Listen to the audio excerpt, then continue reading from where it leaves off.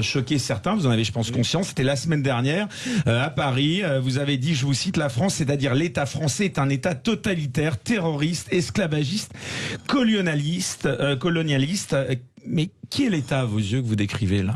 L'État français que défend M. Jean Messia.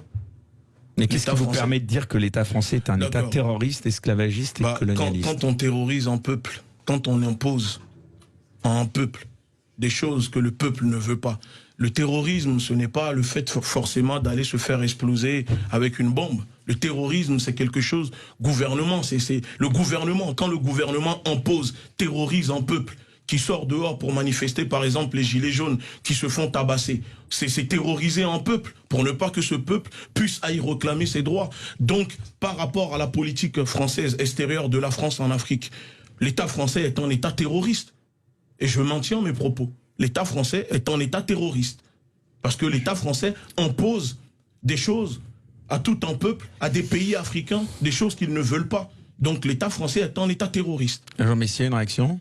Écoutez, monsieur Béhanzin, si l'État français était terroriste, en tout cas, vous êtes la preuve vivante que la France n'est ni totalitaire, comme vous le dites, ni raciste, ni terroriste. Parce que si elle était totalitaire, si elle était raciste, vous seriez au mieux au fond d'une prison, au pire au fond d'un trou.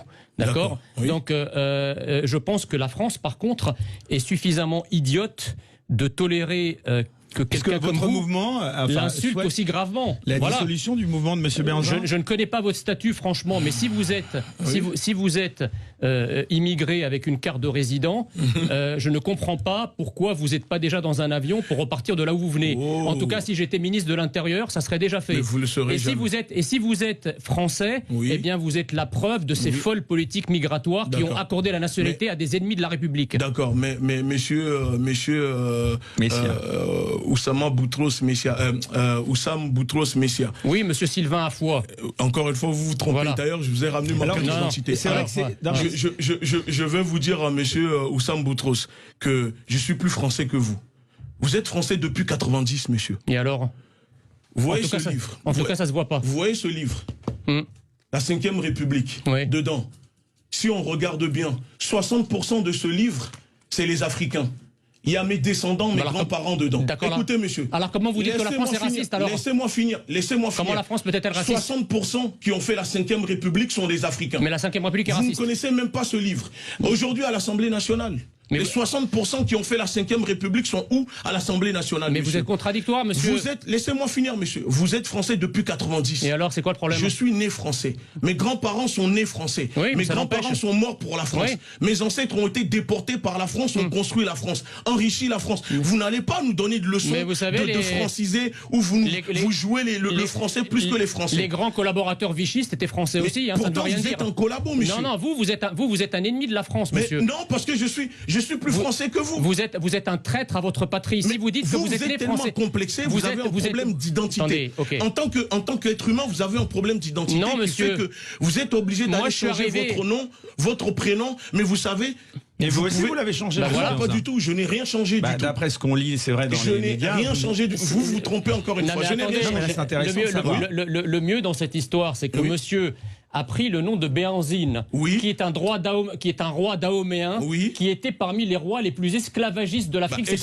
C'est pas moi qui le dis, c'est le grand sociologue Ndiaye sénégalais qui le dit. Mais ça c'est faux. Oui, donc, et vous voulez déboulonner la statue de Colbert? Parce que vous aimez beaucoup citer le Ndiaye parce qu'il fait des choses qui vont dans votre sens. Mais je veux vous dire une chose, monsieur, je veux vous dire une chose. Si Béhanzin, comme vous dites, était un criminel ou un esclavagiste, alors De Gaulle est 3 fois pire. Mais ne l'oublions pas que la France a déporté monsieur Béhanzin en Martinique parce qu'il était contre la colonisation française. Et le monsieur Béhanzin, c'est un de mes ancêtres. D'accord. Je suis descendant du royaume d'Abomey, comme vous êtes en train de dire. Donc la différence, elle est là, encore une fois, monsieur. Je vous dis, la République, c'est nous.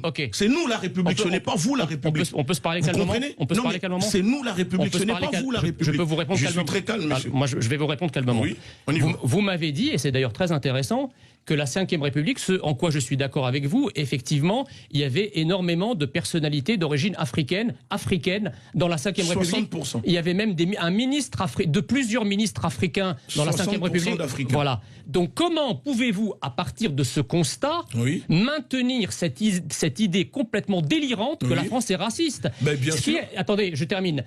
Un État raciste, c'est le Troisième Reich. Le Troisième Reich n'avait pas de ministre juif. Mais d'ailleurs, vous idolâtrez ces personnes-là. Mais c'est vos idoles, les gens de la Troisième Reich. Mais ça, c'est de la diffamation, ça, monsieur. C'est de la diffamation. On a vu les photos. On a tous vu les photos de Marine Le Pen. Je pense que vos idées sont... Mais non, monsieur. Je pense que vos idées sont... c'est ce que vous défendez. Mais laissez-moi finir. Vos idées sont beaucoup plus proches, d'accord, de l'intégrisme et du racisme du Troisième Reich que les miennes. Mais c'est plus vous qui défendez, et c'est vos amis. C'est vous qui dites il ne faut pas aller dans les magasins chinois, dans les magasins arabes, dans les magasins français. Mais on fait comme vous. Donc c'est vous le raciste. Est-ce que favoriser les siens quand on est abandonné, quand on est délaissé par la République? Le fait de dire, écoutez, il nous faut l'économie. Nous aussi, on doit construire notre économie, d'accord? Le pouvoir noir, l'économie, socialement, on a le droit. Ce n'est pas interdit en France, être communautaire, monsieur. Est-ce que le code pénal interdit à quelqu'un d'être communautaire? Le plus grand communautarisme visible, c'est le communautarisme des Blancs. Est-ce qu'on en parle, monsieur? Vous m'avez posé une question, laissez-moi vous répondre. Voilà. La vérité, monsieur, c'est qu'en France, un noir africain, un noir est plus en sécurité qu'en Afrique. Ah bon? La vérité, c'est qu'un noir en France est mieux éduqué qu'en Afrique. Non. La vérité, c'est qu'un noir bénéficie en France de bien plus de prestations sociales qu'en Afrique. La vérité, c'est qu'en France,